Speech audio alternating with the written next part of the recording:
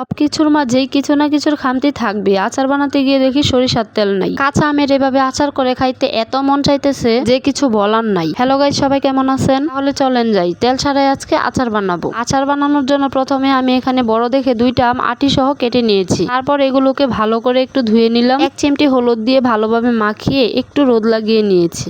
একটু বলতে আনুমানিক 2-3 ঘন্টা আমি রোদে দিয়ে রেখেছিলাম আমগুলোকে। তারপর বোতলে যতটুকু তেল ছিল সবটুকু তেল আমি কড়াইয়ের মধ্যে দিয়ে দিলাম। তেলটা গরম হয়ে যাওয়ার পর সবগুলো আম আমি তেলের মধ্যে ছেড়ে দিলাম। তারপর একটু সময় নিয়ে আমগুলোকে ভালো করে একটু ভেজে নিতে হবে, চুলার আঁচটা একদম লোতে রেখে। আপনারা হয়তো বা দেখেই বুঝতে পারতেছেন যে কতক্ষণ সময় নিয়ে আমি আমগুলোকে ভাজতেছি। প্রায় 30 মিনিট পর আমের কালারটা এরকম বাদামি রঙের আসবে।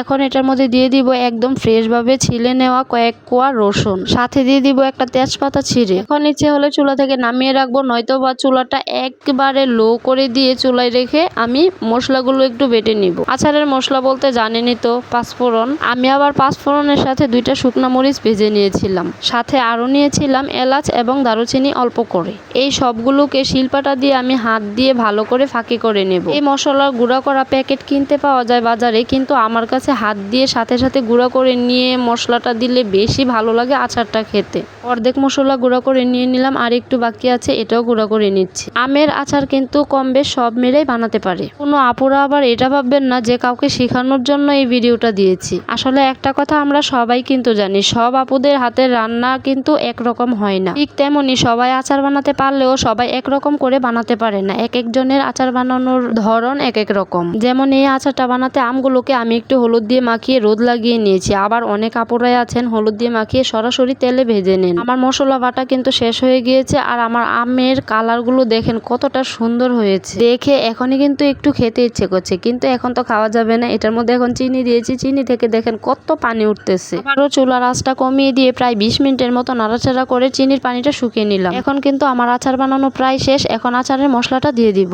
অবশ্যই জানাবেন আচারটা বানানো কেমন হয়েছে। আসসালামু আলাইকুম, আল্লাহ হাফিজ।